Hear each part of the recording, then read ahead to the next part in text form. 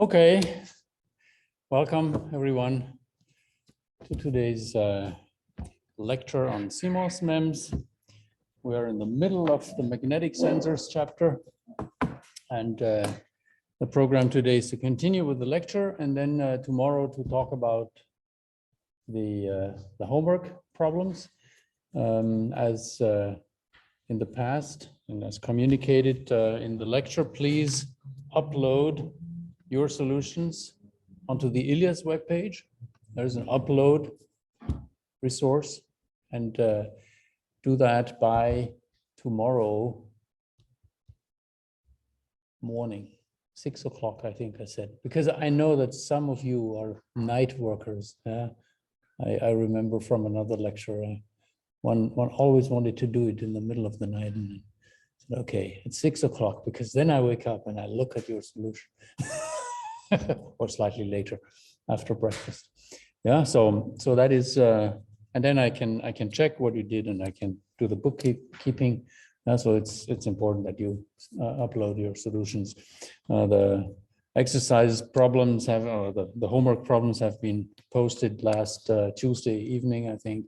So yeah, and I wanted this to be on Tuesday so that some of you who can only attend on Tuesday live have a chance to produce their own solutions in front of the group, because that's a prerequisite for getting the ECTS of the course. Yeah, so we have been studying magnetic sensors in the last week, and we have found that actually there are some performance numbers, sensitivity with index I and with index V, the current related or current related or voltage related sensitivities respectively. And then we have seen that actually certain geometries are better suited for maximum sensitivity. And for the SV, it was in particular disc-shaped plate with 45-degree large contacts. And it doesn't mean that every Hall sensor has to look like this structure. It can be any structure that is equivalent to that structure. And equivalent means that can be obtained from this structure by a conformal mapping. And there are many structures that are geometrically equivalent, or electrically equivalent, I should say, to the structures here. Yeah, so alpha is a parameter. So the contacts with respect to the isolated periphery, the contact size can be varied by this parameter alpha. And so can the contact size on these various geometries be varied by some parameter that by the conformal mapping must be related to the alpha. There's no direct angle correspondence that this angle here is now, what should I say, maybe 35 degrees. So this must correspond to the 35 degrees disc-shaped contact device. Not at all. There is a translation that is more complicated, and conformal mapping shows what that translation is. But it means that corresponding to the 45-degree contact device on a disc, there must be some contact size C related or relative to the edge length L of this pure square device that correspond. And therefore, the sensitivity of one and the other must be the same. And so in this case, we see that this is indeed the case when C over L is point, what would I say, 33 or something. That is the best square Hall device with contacts on the sides. If you want to place the contacts on the edges, then this contact length seems to be rather larger. It's possible that this C is not reflecting the truth totally. It's rather, this is rather C half. So the two length on the side, or the total length of, no, L is also here denoted as half the edge length, and therefore it is half the contact length per half the edge length, and so it's corresponding. But you see that you need to add much more contact, the overall contact length, namely about 70% to this device to make it optimal. But it will produce exactly the same sensitivity, and that sensitivity is given here as SV, and in units of mu h of the Hall mobility. This is a geometry factor, and this geometry factor is the same for both devices at the value 0.47. So you cannot hope to get more out of devices and other devices that have the same symmetry, like these cross-shaped devices with outer contacts or concave contacts in these convex corners are all also equivalent. You can vary the relative size of those devices, namely the length of the branches with respect to some other dimension of the cross, to optimize the structure. And this is again done at some particular geometrical parameter value, which will produce the same sensitivity. So this was not really known before the work of Cornels, Martin Cornels, and we worked it out, and he wrote a few beautiful pictures out of which these papers out of which these graphs are also extracted.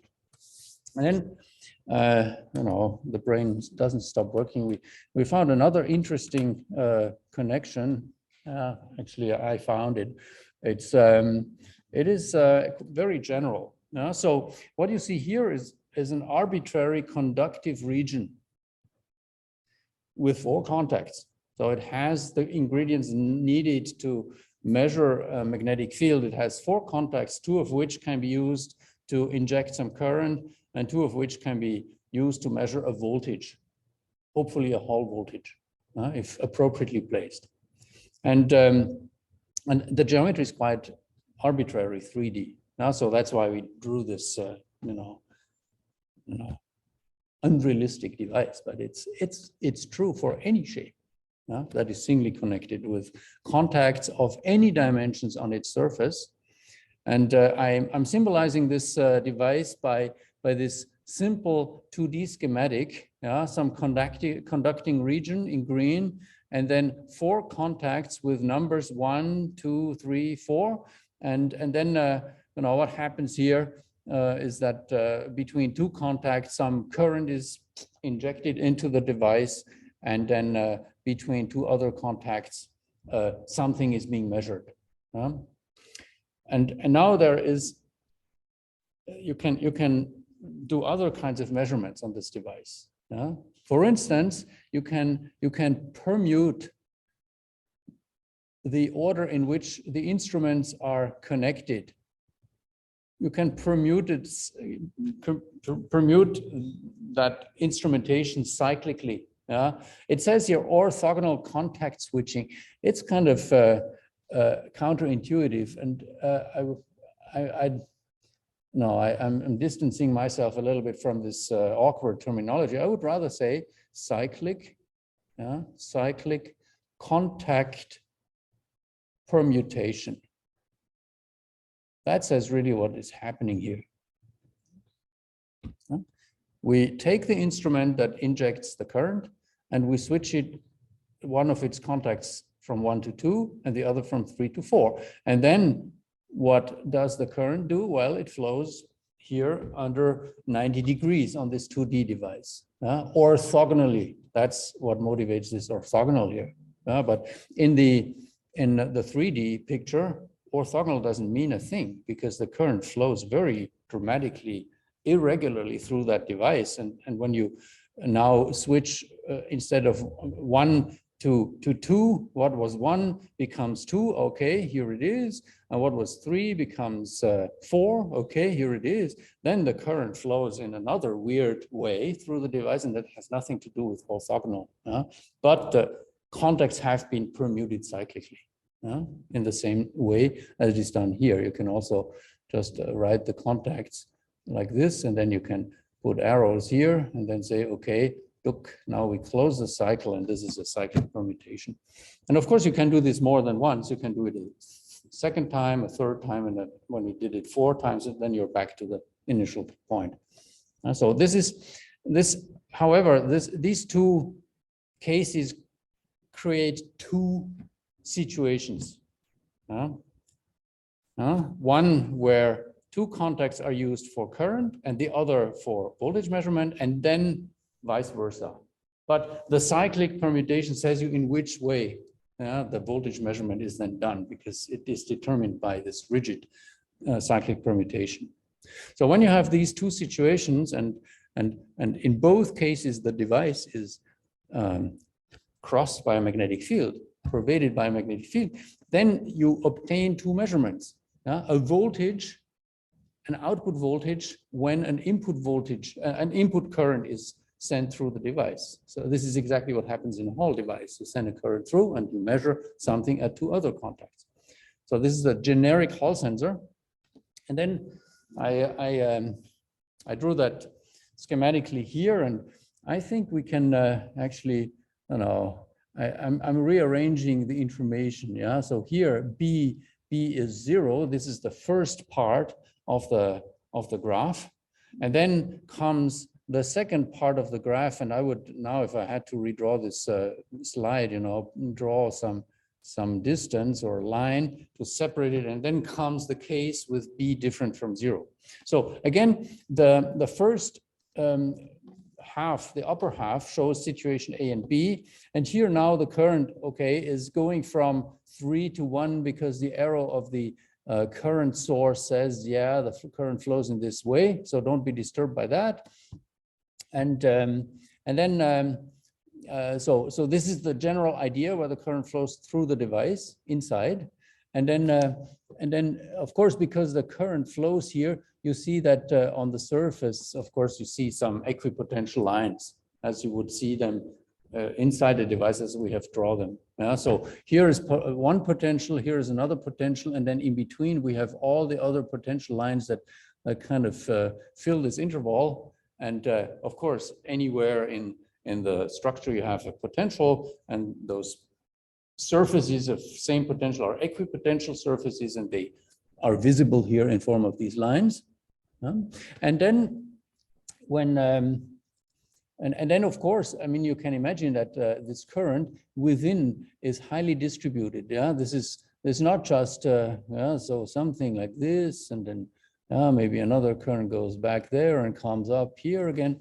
So small contributions, or a density of current that crosses the device, that is here denoted by IA. A for situation A and I for current density, and it's a small I to say that this is really a current density. So this is actually this is ampere per square meter, so to speak, in unit. And it's the current density that you get when you inject 1 ampere into the device. So you can also view I as the current density per ampere that is injected. So you may wonder, should I write here A? Actually, it's really the current for 1 ampere. So it should have ampere per square meter. And then the form in which the formula is presented here. And then, of course, in the red situation, the same thing happens. So a current distribution pervades this device, and then, some current comes here because it has been sent through the back. What do I know? It's a 3-dimensional distribution, very complicated to model.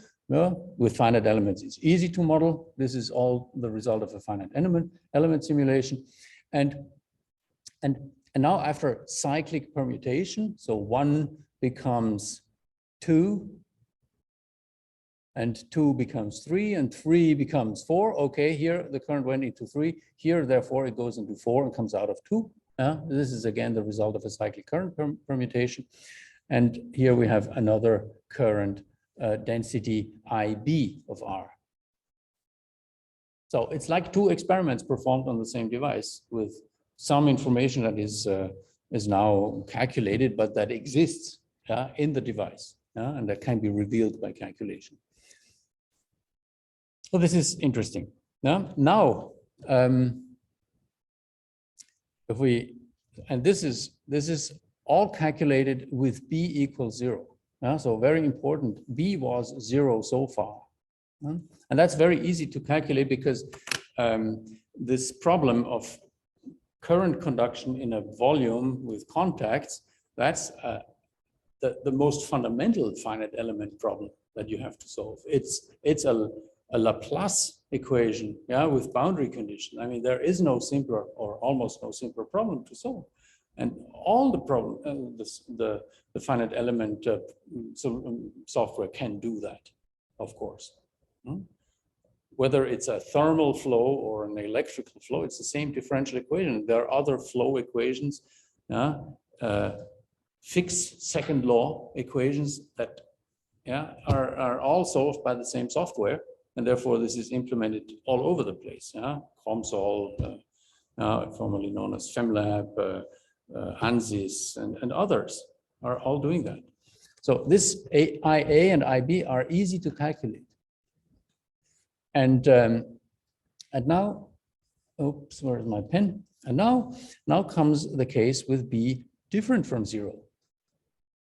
Now, we know that here is a voltage. And this voltage, this output voltage will depend on B, because B deforms somehow the current conduction equation becomes different. And therefore another problem is solved, and it is the more different from the B free case, the stronger B is. And therefore we will have a V out, either here, this V out here, or this V out here, that will depend on B. And the conclusion is that actually we can define a vector, a sensitivity vector S, a Hall sensitivity vector, a current related, here is I, current related sensitivity vector, it can then be multiplied with B, with the direction of B, and here for this case we assume B to be homogeneous. And then this can be multiplied by the real input current, which does not need to be 1, it can be 1 milliamp or 5 milliamp, and this will be the output voltage. However, this will not be the only output voltage, which according to this theory is proportional to the size of B. And it depends on the direction of B. If the sensitivity vector shows in one direction and your B shows in the same direction, you will get a strong signal as a function of B. If, however, the B awkwardly, or the sensor awkwardly is placed in the wrong direction in space, and you are expected to measure this B by the sensor that has its sensitivity vector in this orthogonal direction, then bad luck, because the dot product will be 0, this inner product, and therefore your change with B will be 0. You do not measure something. So it's good to know that the sensor has to be oriented in the best possible way with respect to the B that needs to be measured. And it can only measure this component of B. The perpendicular component, it will not be sensitive to. So that's a first conclusion. And then, of course, this is not the only voltage. There is also an offset voltage. We call it V off. And this offset voltage is also proportional to the current I in with a resistor that needs to be also somehow deduced. I did not tell you how to deduce this S vector, nor how to obtain this R off, but if we knew it, we could calculate the offset voltage. And now comes the nice thing, and that was written and published by me and Martin Connils in a paper from 2009 in Applied Physics Letters, prestigious journal, for applied physics. This is a very compact format. You have 3 pages to write about what you condensed out of your knowledge, and it's a real mental challenge to condense it in such a way that it can be understood, but still contains all the wealth of what you want to say. And usually readers struggle. because it's really condensed. Yeah, and some things are very compact. Yeah, but then with the insight of expertise, for those who have expertise in the field, it may be simpler. So what is the conclusion of this this pondering? Yeah, this sensitivity vector Si can be computed from the two current densities in the situations A and B without magnetic field. That's really amazing. You can calculate something without magnetic field and then conclude what will happen in a magnetic field. I mean, when you hear that, you say, this is impossible. Yeah, it can't be. Yeah, you need to apply B in a simulation to obtain the B response, but it's not so. Yeah, and that is because of the very particular structure of the conductivity matrix under the effect of B that has these off-diagonal elements that correspond to a cross product, as you may have seen during the exercise preparation or will see during the exercise preparation. This conductivity matrix is like a cross product, and therefore we should not be amazed to see a cross product here.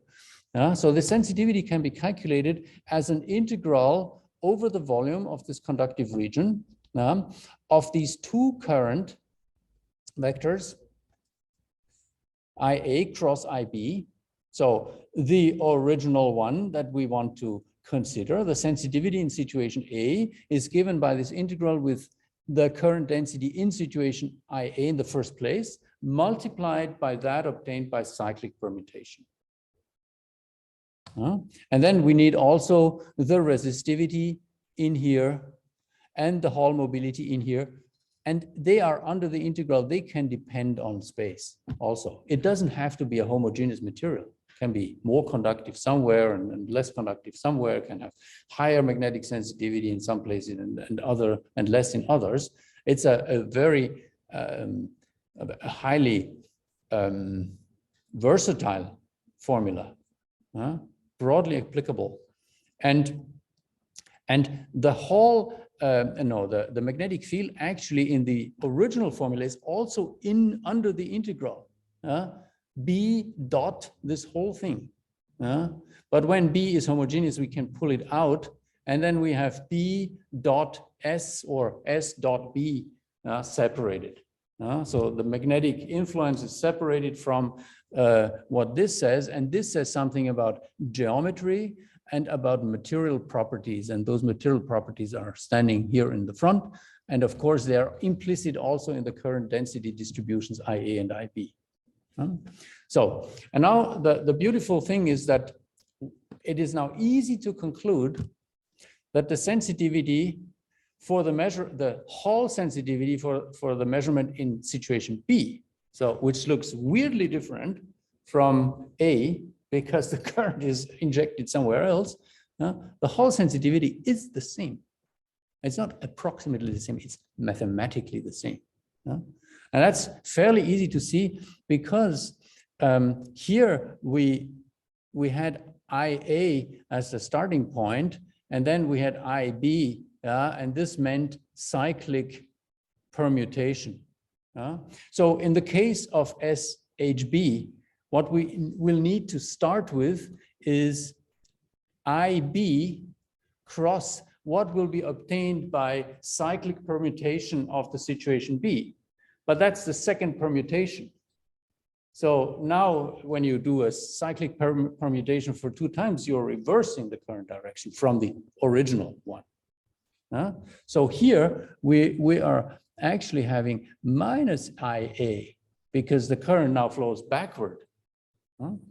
And when I have this in the integral with rho and mu h, and then my cross product and do the volume integral, of course, this thing is the same as IA cross IB. When I reverse the order of the terms in a cross product, I need to change the sign, and so the minus is gone.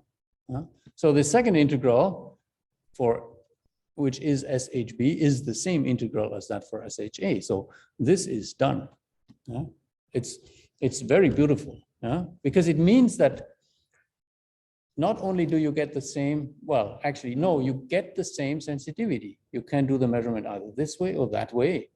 And then you can do the second permutation also, and the third permutation, and all will, so if there is a situation C and D, okay, they will all have the same sensitivity with the same vector. They will be sensitive to the magnetic field in the same direction. It's not that the fact that red now goes in another direction makes the sensor sensitive to B in another direction. No, it's always the same direction. And interestingly, what can you do with two vectors? You can make a cross product, but then you can also do a dot product. And interestingly, the offset vector, the offset resistance, is given by a similar integral with the dot product of these two, IA and IB, multiplied by the local resistivity. So this is, of course, all these functions are dependent on R, so it's a complicated integral, a numerical integral, let's say, from a finite element simulation. And you do this volume integral, you get a resistance, and this resistance is offset in the situation A. And interestingly, the offset in case B is the same as the resistance in the case A with a minus sign. And that's again simple because now we do the dot product of IB dot minus IA, which is of course minus IA dot IB, because the order in dot products doesn't change the sign. So the minus stays here, and this is what you find here. This is this minus sign. So you do a first measurement in one direction. Under this potato, you will get a huge offset. I mean, there's nothing as symmetric as in this situation where you can suppose the offset to be 0 or close to 0 because this is perpendicular. The equipotential lines surely go through these two contacts without B, so there cannot be an offset. But in this situation, you see the offset there is 1, 2, 3, 3 equipotential line distances, so they are not at the same potential. Although maybe B is not flowing, you will have a large offset. But what the model says is that the offset in the other case, which is R times the current intensity, the current value, IN, is opposite in the second situation. So what chance does that offer to you? This offset, if you see only the offset, you don't know. What is it? Is it a B or is it due to the device geometry? How should it distinguish? You get a value, a voltage, an output voltage, and you are not told to vary B to determine, when what remains when B is 0. Of course, if you are allowed to vary B, then you can calibrate the device and you apply B 0, and then you find, okay, so that's the offset. So I will always have to subtract that offset value from my output voltage, and I'm left with the pure magnetic contribution to the signal. But without, you wouldn't know what to subtract. And the nice thing is that now you can do two measurements. You can add the output voltage with B in situation, with the output measurement in the configuration A, and you do it also in the situation B. You add up the two results and the offset will subtract itself identically. And you're only left with a pure magnetic response. And therefore, from that point on, your sensor is a real, beautiful, linear magnetic sensor without an offset. Exactly what you want as a sensor designer. Linearity is a beautiful thing because it simplifies the circuitry. You don't have to linearize something.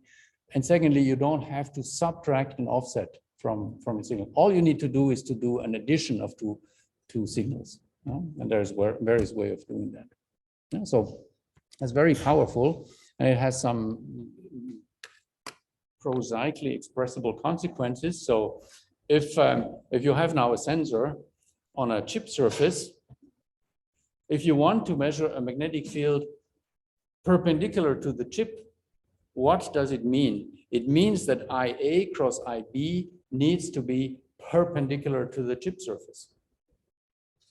If that is the case, then S will be perpendicular to the chip surface. If this is not the case, then you can't measure B perpendicular to the chip surface. So IA cross IB must be perpendicular to the chip surface, and that is ideally done when you have currents that are in the plane. Yeah, you have a vector IA and another vector IB both in the plane, and their cross product is out of the plane, so you have what you want. So our planar sensors are ideally designed to measure this out of plane contribution, but don't expect them to output a voltage due to a magnetic field that is in the plane, because S is out of the plane, and then this B component in the plane, this B vector in the plane, makes a dot product of 0, and you don't get any contribution to V out. If you would like to make a measurement on an in-plane component of B, what do you need? Well, you need some current flowing into the depth of the device in the third direction. Then you have a chance that their cross product lies in the plane. And their integral over whatever volume you define with these currents that somehow go into the chip can be a vector that lies in the plane, therefore making the device sensitive in the plane for the B component in the plane. And that requires a different construction of Hall sensors than we have seen so far, where you thought of these Hall plates, either a discrete device or something integrated as an N-well in the plane of the device. That won't work. A device with contacts at the periphery in the plane won't make a sensor that is sensitive to B components in the plane. And the residual offset, I mean, that's wonderful, can be canceled. It can be identically canceled, mathematically canceled by doing a measurement in configuration A, and then a second measurement with cyclically permuted contacts, situation B, and the result is 0. So, and of course, the offset equals 0, shouldn't be accepted. Designing a device like this with a huge offset is a bad idea for a magnetic sensor, although theoretically, the offset can be compensated, but you're compensated large values. So it's better to start from a good device.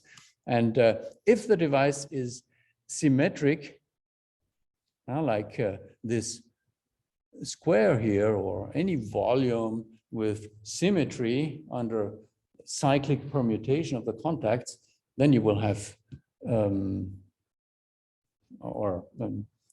symmetry under what? Under some reflection, actually. Then you will have V offset equals 0. But you can't rely on this idea because you cannot produce symmetric structures. There's always technological imperfection, and therefore you will always have a degree of non-symmetry built into the device, and that needs still then to be compensated. And then another consequence is that resistors are really lousy. Bad is kind of inappropriate here, but lousy magnetic sensors. Don't expect to get a linear output from a resistor. That's also a logical consequence of this theory. If a resistor has two contacts, so it has contact 1, 2 for current injection, and then it uses contact 1 and 2 again for voltage measurement. That's a resistor. And now you can do cyclic permutation, as we described before.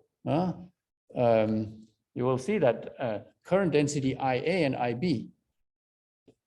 I mean, here the current goes from in situation A, the current goes from, let's say, 1 to 2. In situation 2, B, so that let's call that A. In situation B, the current goes from 2 to 1. That's situation B, because we did a cyclic permutation. And that means that the current direction is just reversed.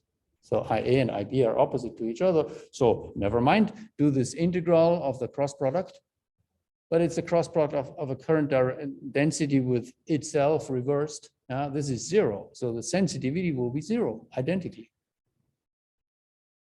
So that's a logical consequence.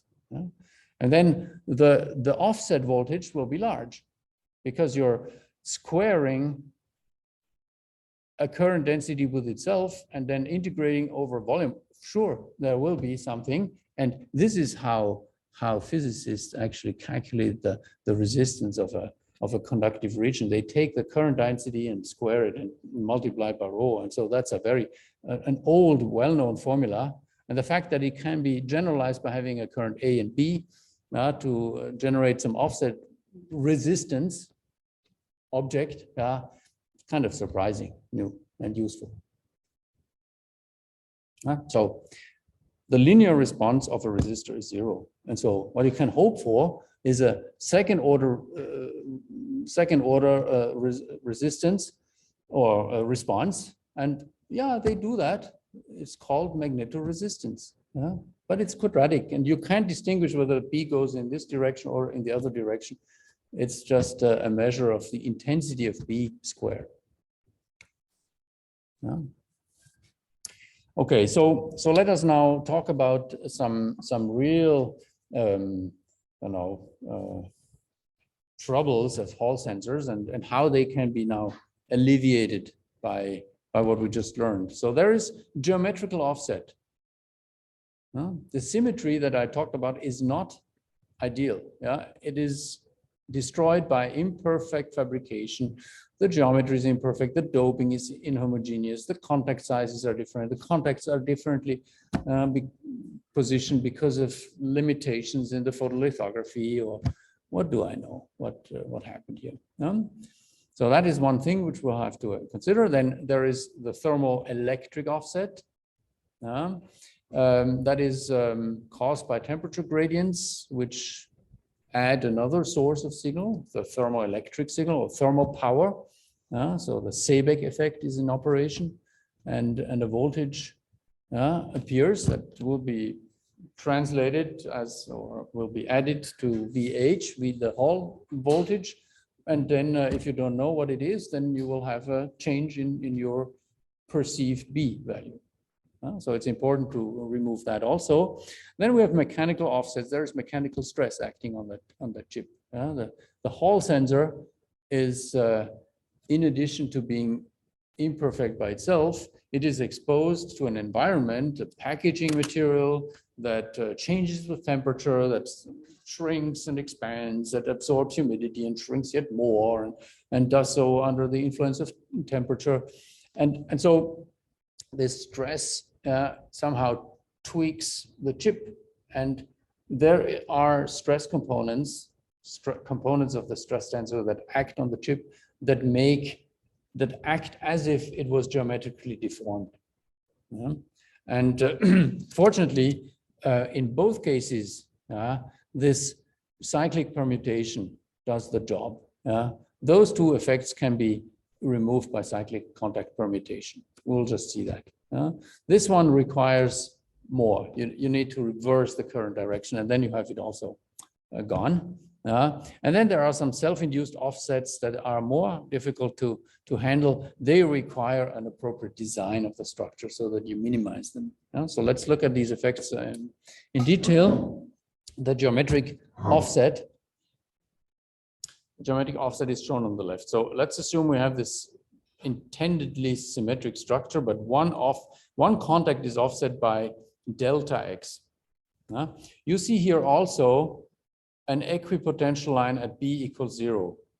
And it's without mechanical stress. So the mechanical stress did nothing. It's just that the guy who did the photolithography missed his job, or the mask was not designed properly or fabricated properly. So imagine this distance to be 100 micrometers. 100 micrometers. And then imagine this distance to be 100 nanometers. I mean, is 100 nanometers a lot? What do you think? Photolithography with 100 nanometer precision? Is that a lot? Is that precise or is it imprecise? If you say it's precise, then I say, okay, 10 nanometer. Is that precise?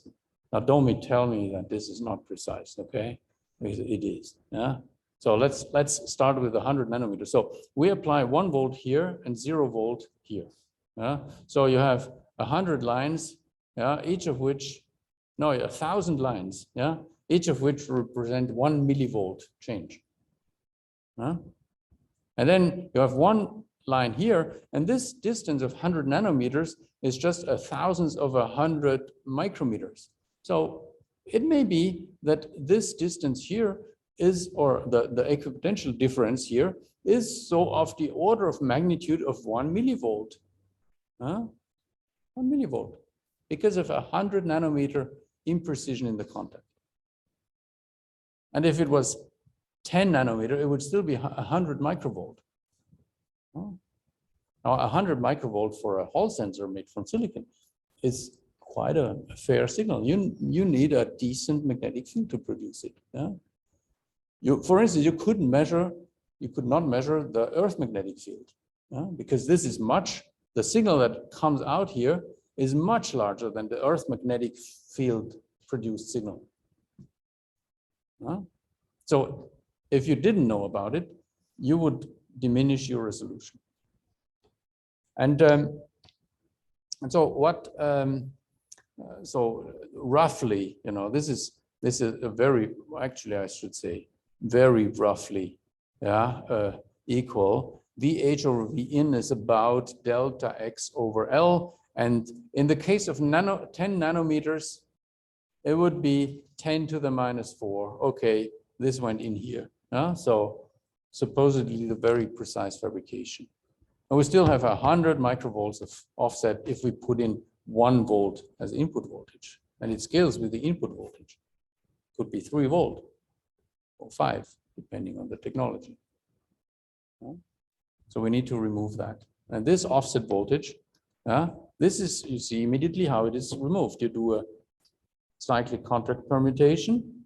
The offset voltage V, so let's call that a different voltage here, V offset.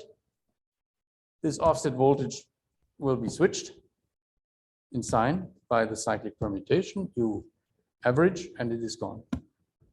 So you don't have to bother about 10 nanometers. You don't have to reach picometer precision in fabrication. It's not needed. Then the mechanical effect is due to a mechanical stress. So let's assume the structure to be geometrically perfect, mathematically perfect. If there is a mechanical stress, the conductivity matrix or the resistivity matrix of the material is also changed. So without mechanical stress, you could write here rho 0 times 1, 1, 1. As you have seen before in 3D or in 1D, in 2D, I could then just consider this segment for the X and Y direction of this 2D conductivity matrix. But then when I add some mechanical stresses, these components 1, 1, 0, 0 are modified by the piezoresistive effect. And then in particular, this is modulated by the shear stress sigma xy. So let me draw, xy is drawn here, it's given. And now the shear stress sigma x might be a stress that works like this. Some shear stress could make these arrows larger, so that they extend over the entire length. So you can imagine that the thing is kind of deformed, rhomboidally, and it has a major effect on the band structure of N-type semiconductors, N-type silicon at least. And the effect is that because this is no longer 0, it becomes linearly depending linearly on sigma xy becomes different from 0. We have now a conductivity matrix that rho that will have a component also equals to, no, I have to write this again with more space. So rho before stress was the one with 0, and rho with stress with sigma xy is equal to rho 0. And then, well, if you don't look at it too precisely, you can still write 1 here. And then you have something added at these locations, and it's symmetric, the same in both positions. So again, let's consider that just the 2D case. And this component, actually, rho 0 times the blue blotch is called rho xy. And here we also have rho xy. And this rho xy is then different from 0. And because of its effect on the band structure, again, the equipotential lines will be tilted from the ideally perpendicular direction.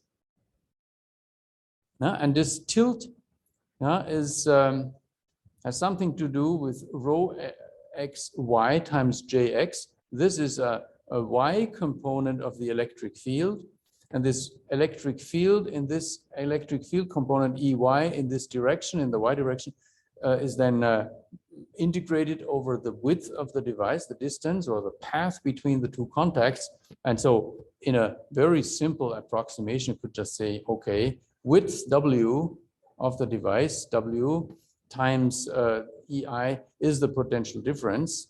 And again, this is an offset voltage. So I should rather say offset than Hall, offset voltage. And this will be proportional to the ratio of these two components. So this component here, rho 0, how do I write this? Rho 0 times, and some strange line in here. Rho 0 times whatever now stands here, this 1, more precisely, this is called rho xx, but it's almost the same as rho 0. So we have rho xy divided by essentially rho 0, and this is multiplied by V in. And so if you know about piezoresistive coefficients, let's assume that there are 10 megapascal of mechanical stress acting on this device. 10 megapascal is not a lot. You easily find 50 or 100 megapascal. So 10 is rather benign. It's 100 atmospheres, but thermomechanical stress is easily equivalent to 100 atmospheres. So 10 megapascal, then this ratio is of the order of 1%. 1%. Imagine that you apply again 1 volt and 0 volt to these current contacts. 1% of that 1 volt is what we measure between the two sense contacts. 1% of 1 volt, 1 V in equals 1 volt implies V Hall offset due to the mechanical stress is about 10 millivolt, 100th. Huge. It's orders of magnitude larger than anything you will measure as a Hall signal. So actually Hall sensors are mechanical stress sensors. We made, let's say, of this disadvantage, we made, I would say, a benefit. We started also to develop stress sensors. And we found out many interesting things about stress sensors. But we know that this offset can be eliminated, although it is much larger than the Hall signal, mathematically by cyclic contact permutation.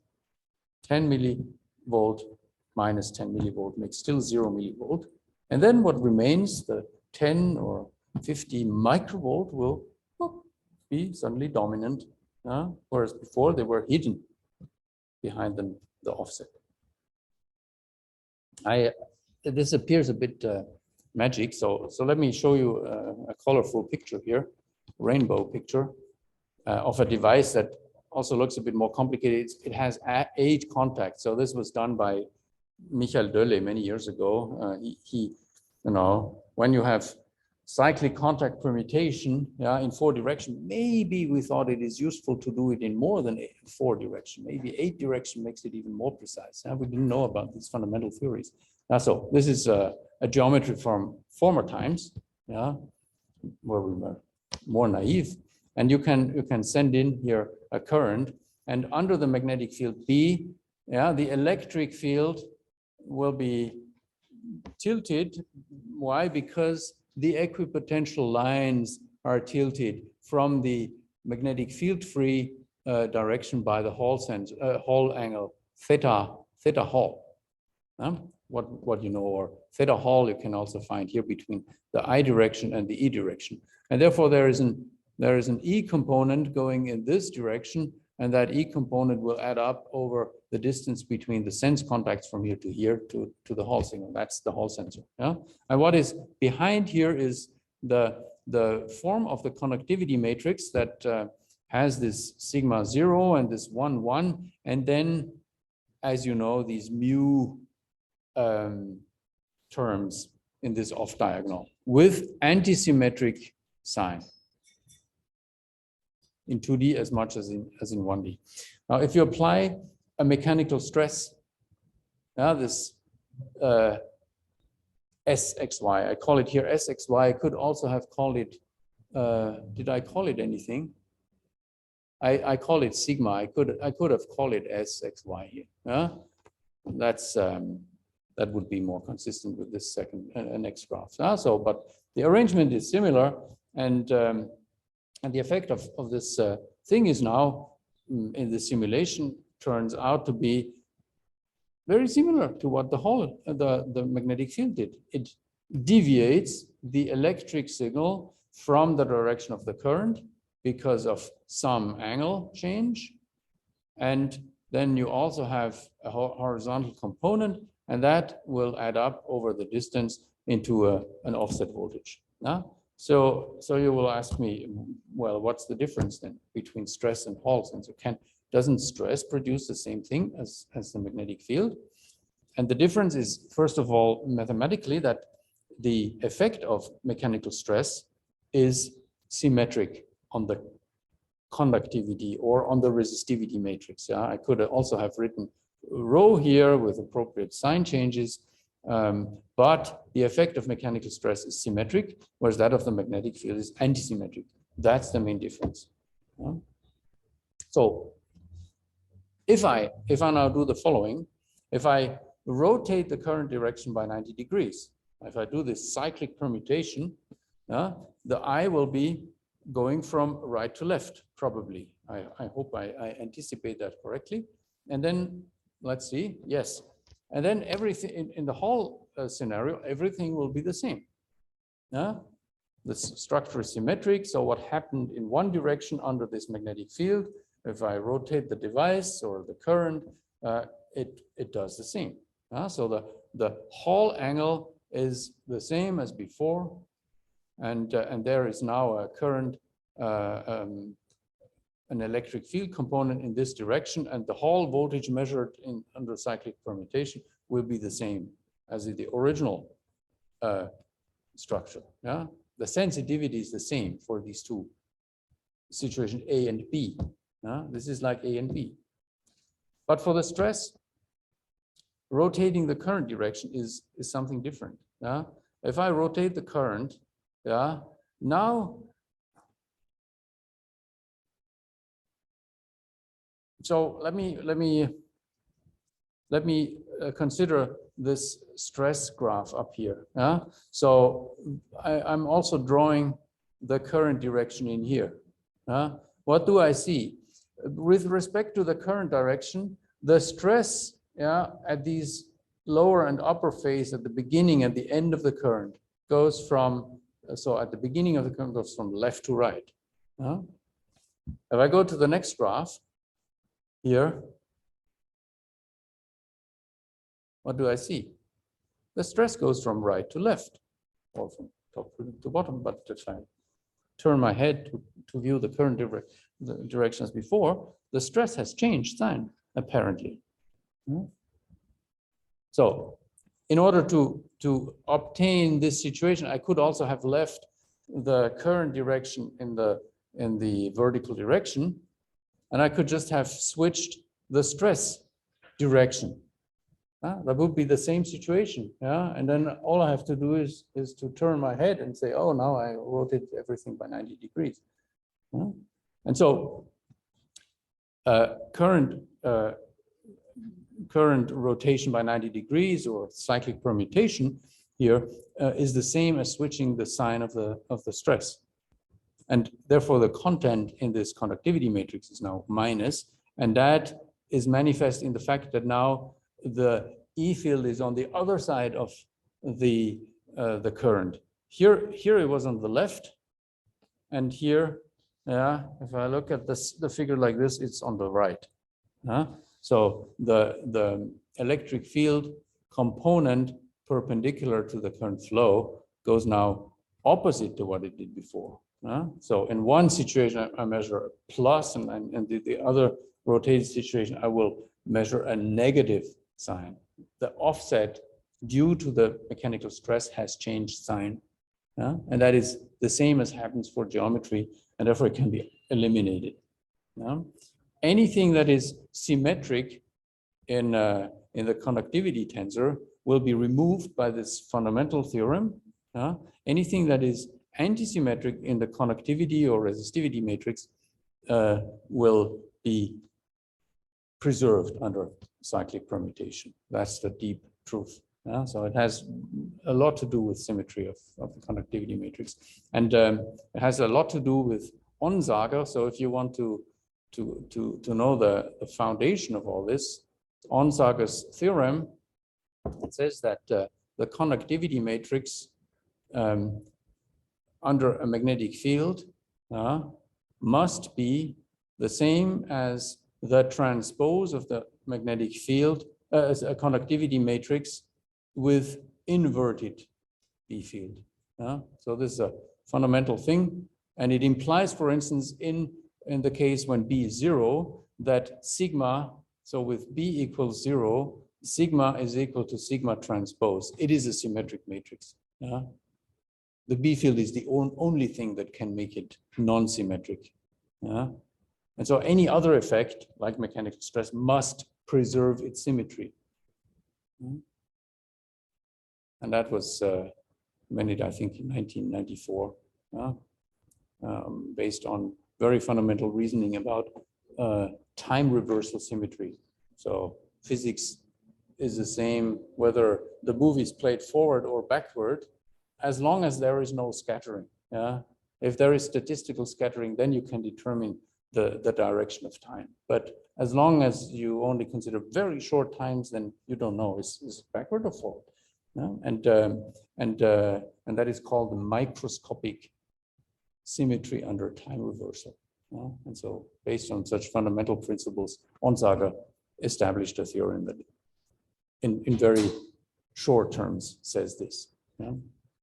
And it has huge implications, among which this one. Then thermoelectric offsets are also interesting. So here we now have a generic hull plate with a current direction from 1 to 3, and then a measurement between 2 and 4. And now imagine there to be a temperature gradient. So this temperature gradient acts on a material in here. So let's call this material, usually I use A and B, but now we already have B occupied by magnetic field. So let's call it G, magnetic material G. And then there is a second material, which are these conduction lines. Let's call this material F. Okay, F and G. Now, if there is a temperature gradient on the chip surface, in the direction in which we measure our Hall voltage, there will be a temperature difference between here and here. So temperature 4 will not be the same as temperature 2. And then when that happens, it's very easy to compute a signal that will be generated by the fact that there is a transition from material F to G and then back from G to F at another temperature. That produces a signal, a voltage called the thermal power, or thermoelectric voltage, thermal power, Seebeck voltage, which is alpha, the Seebeck coefficient. It is written down here, or thermoelectric coefficient or thermal power. And this thermal power times delta T. So actually, this is thermal power. The whole thing is the thermoelectric voltage. Also Seebeck. And the whole thing can also be called Seebeck effect. And if you prefer German, if you prefer American, you will call it thermal power. The whole effect is called the thermoelectric effect there. And so this will be added to the magnetic sensitivity. And so what do? Well, cyclic permutation has worked for everything so far, so it will certainly work for this too. But no, it doesn't, because if you now do a cyclic permutation, you will have to consider temperatures 3 and temperature 1. And those may yet be different from 4 and 2 if that red vector, gradient vector, shows into some direction. They could be equal. If the red vector is really in the direction between 4 and 2. Then they would be 3 and 1 would have the same temperature, because the isothermal line would be perpendicular to the gradient, and 1 and 2 lie on the same perpendicular line. So then you will not obtain a thermoelectric voltage from the measurement in situation B, and you cannot compensate the first one. However, if you do another permutation, meaning that you reverse the current direction and also measure the voltage in the opposite direction, you will measure the opposite sign from what you measured in the first case. And now you do an averaging, and then it's gone also. Very neat. So in addition to the first cyclic permutation, you need a second one to reverse the current direction. But if you have a second one, you need also the third one to compensate the offset due to mechanical stress that was contributed now by this third measurement. So you need the 4 measurements, basically. But if you only do the current direct reversal, at least you can be sure that the thermoelectric voltage contribution, once with a plus and once with a minus, can be averaged out, and you're left only with a thermoelectric signal-free response. So this is one way to do it. Another way is to take 2 plates and to have in one the current in one direction and the other one in the other direction, and then you somehow do an electrical averaging by connecting terminals of the output voltages, and then this subtraction is done internally. So that's one way. But you can also just rotate your current in the 4 directions, and that is what is very often done. Or people connect up 4 plates where the currents go in 4 directions, and then they rotate all this in 4 directions. And then you can have a whole ballet of voltages that compensate each other internally and then also by cyclic contact permutation. So very neat.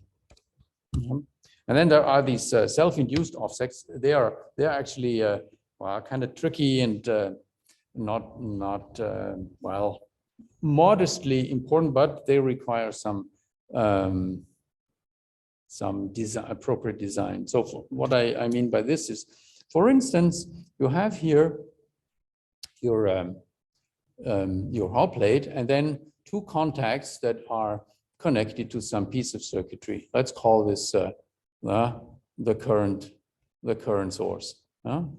Some current mirror producing, I don't know what, identical currents for several Hall plates. And then this Hall plate is connected by these lines. This looks like a current loop, doesn't it? Now, a current loop is always crossed by a magnetic field. A current going in circle always has magnetic field pervading it. Current goes around, magnetic field goes around the current wire, and because the wire is curved, from all segments of this loop of current wire, the magnetic field goes in the same direction. So the plate is crossed by a magnetic field that is caused by the very measurement process. So you're measuring your own magnetic field. How to get rid of that? Well, let's reverse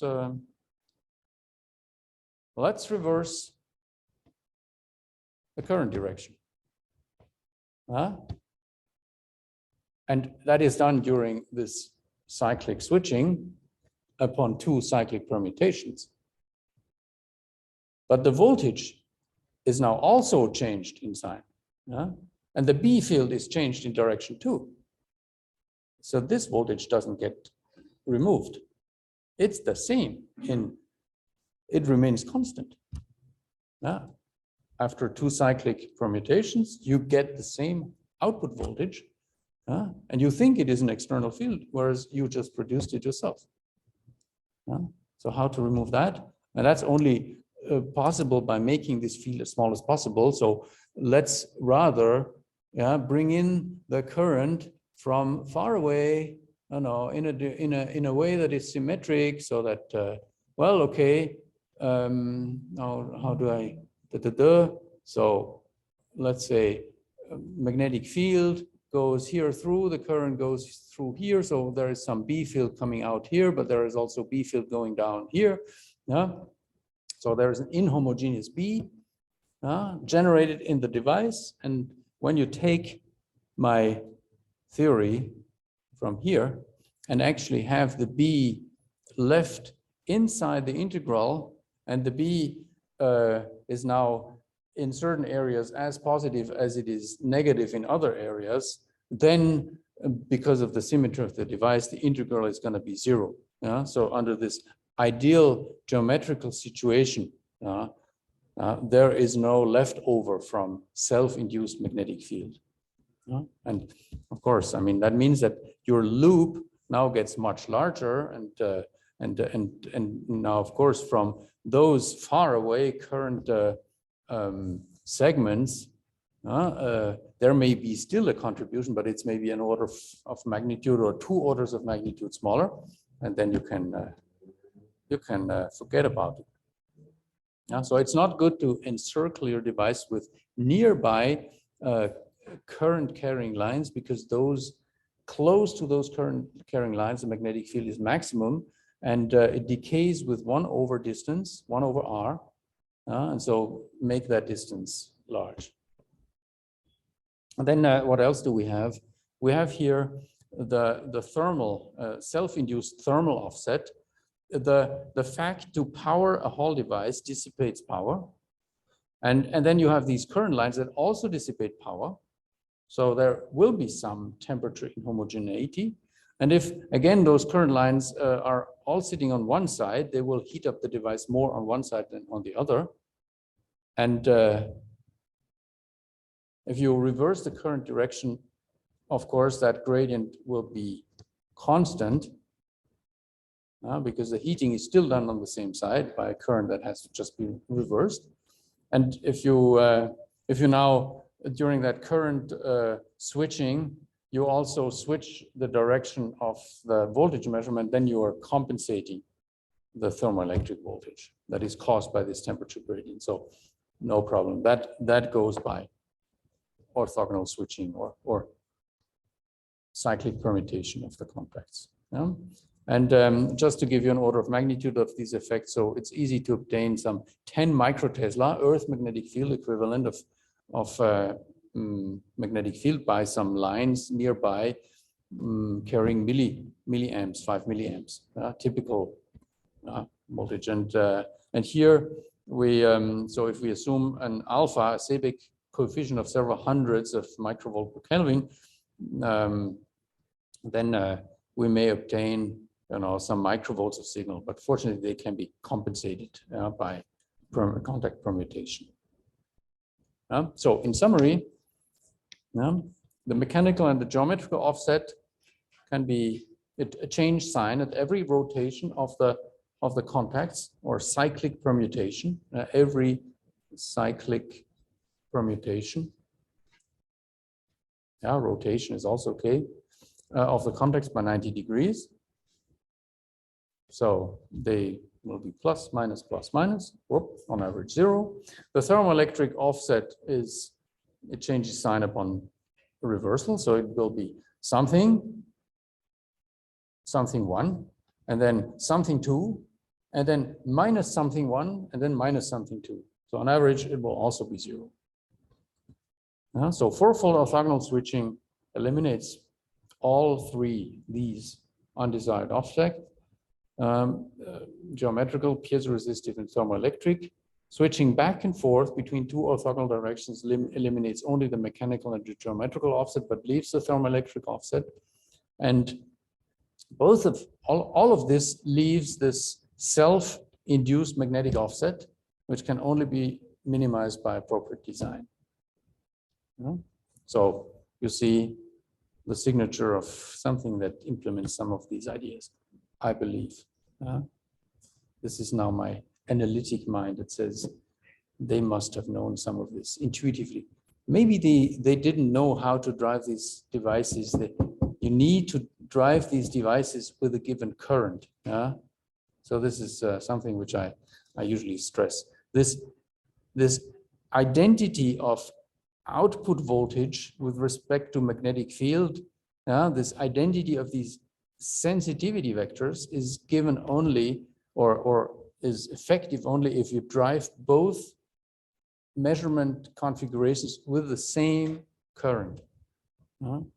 If the device is slightly non-symmetric and the resistance in one direction and in the orthogonal direction is slightly different, and if you drive it with a given voltage because you like to design voltage sources instead of current sources, then the current may be different in these two phases. And then maybe your offset compensation is not perfect.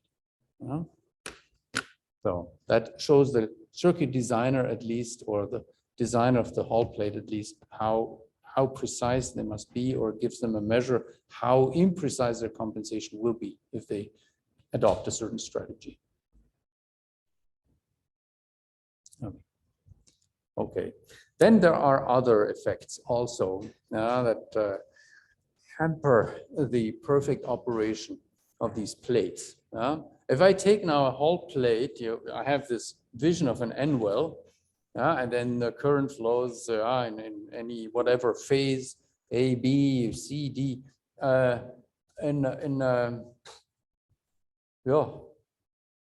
in this plane, and then, but it depends on how you operate this device. If you assume one contact to be at a fixed potential, so for instance, this contact looks like at the same potential, so I have here a depletion layer width that is quite similar here.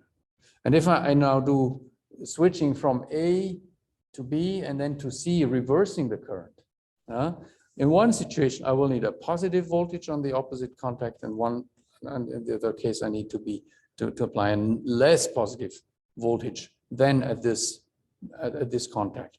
And that will cause the current to flow in one direction and in the opposite direction in these two modes. But because of the different voltages, one times more positive, one times less positive, I will make a totally different device. The depletion width depends on the voltage. So if this is 1 volt and here I apply 0, and then here I apply 2, the whole device geometry changes.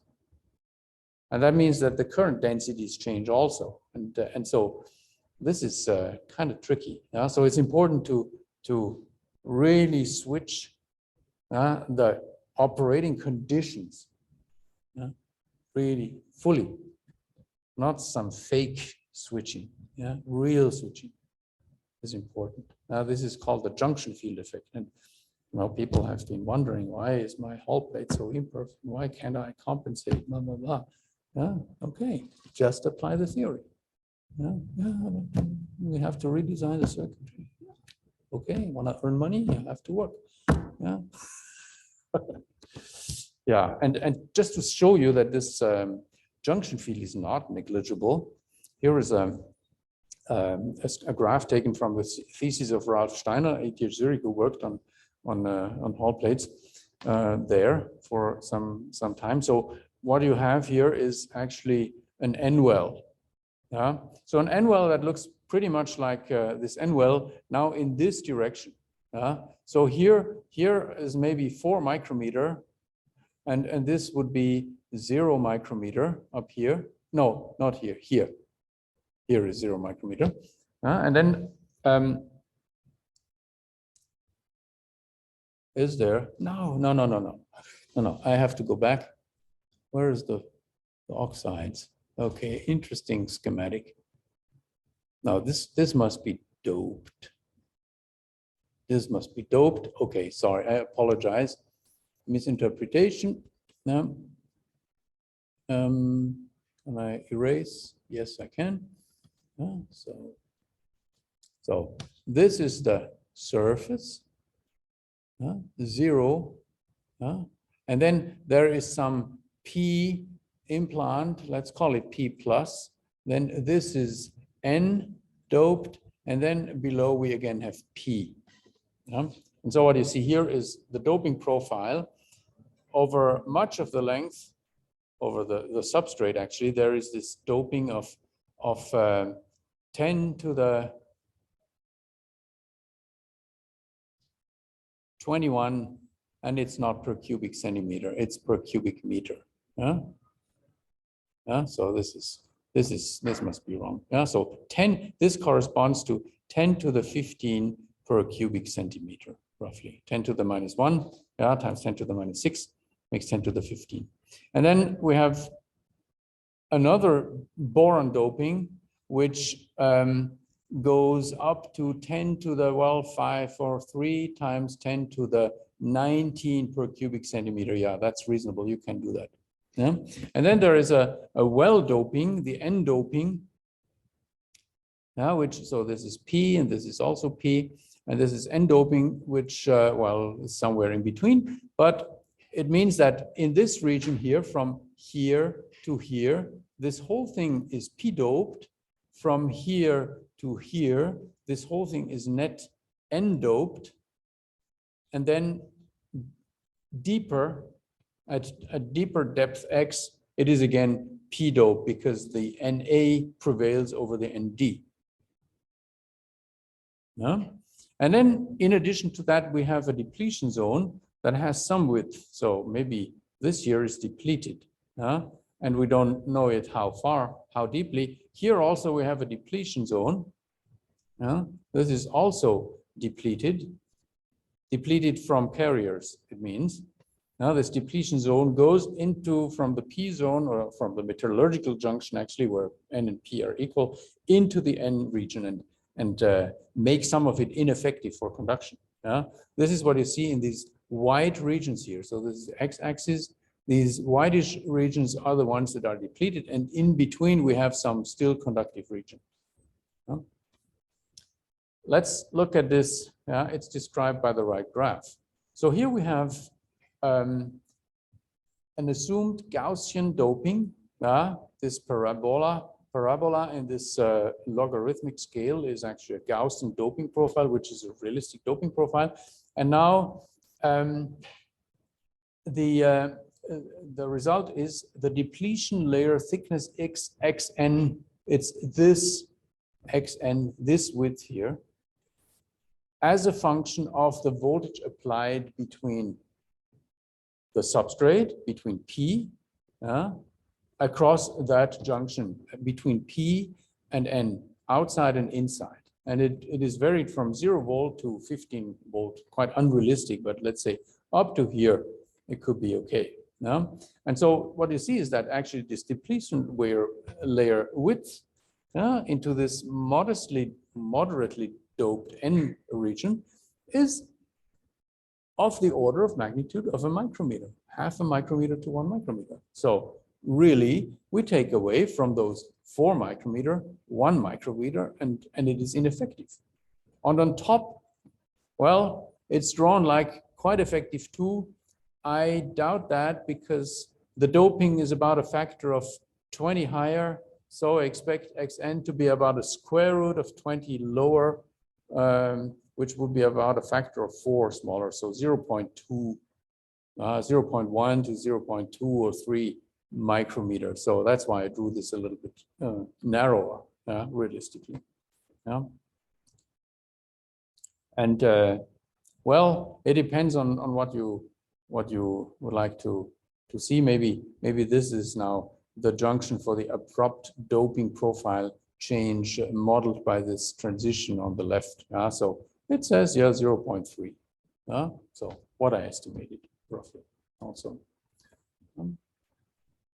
And that means that the conductive region is only this part from here to here, and it varies as a function of the applied voltages.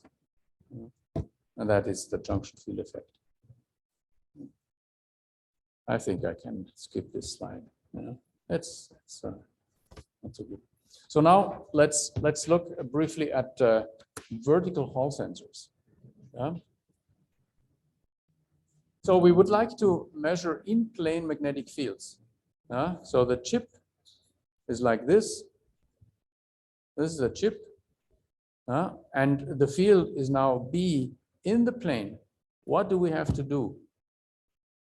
If we measure it with a Hall plate, let's say with contacts as arranged on its 4 sides, you know that it will not be sensitive to that B.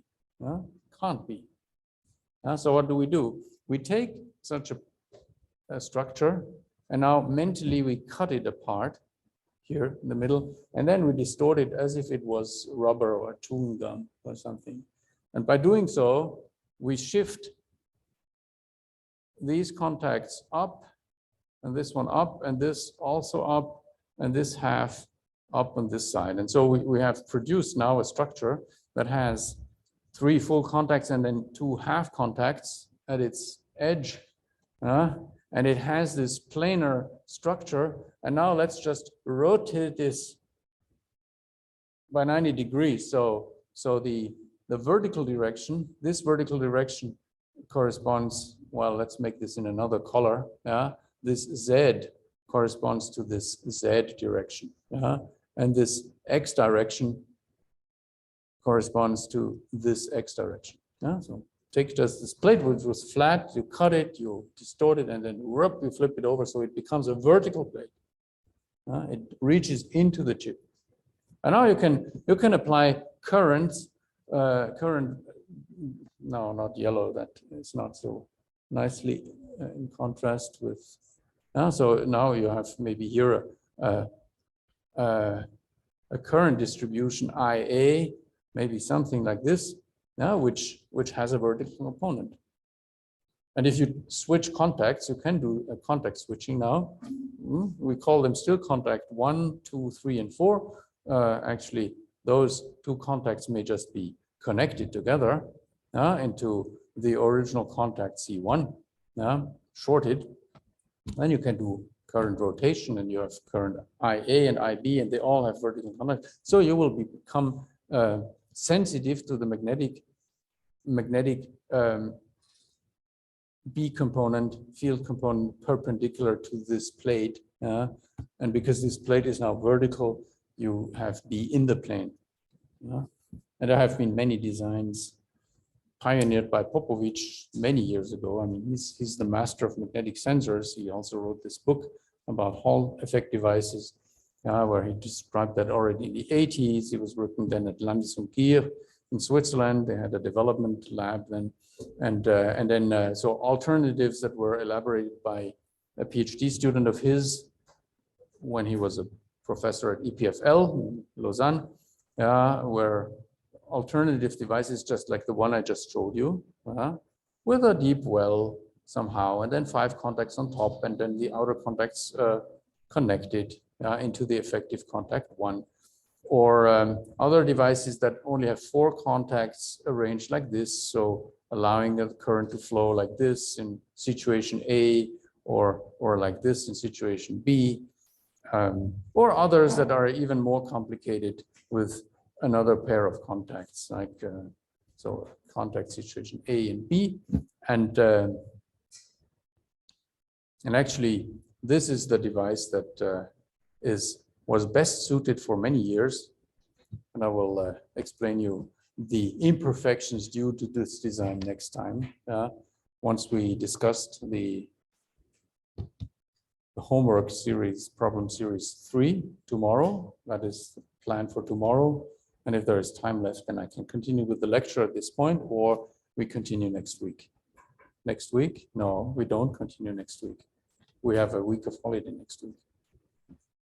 Or work, independent, study, non-compulsory work, free work. You'll do what you want, but anyway, it's good that I mentioned it here. Yeah. So this is the plan, and thank you for your attention. And then I'm looking forward to seeing you tomorrow.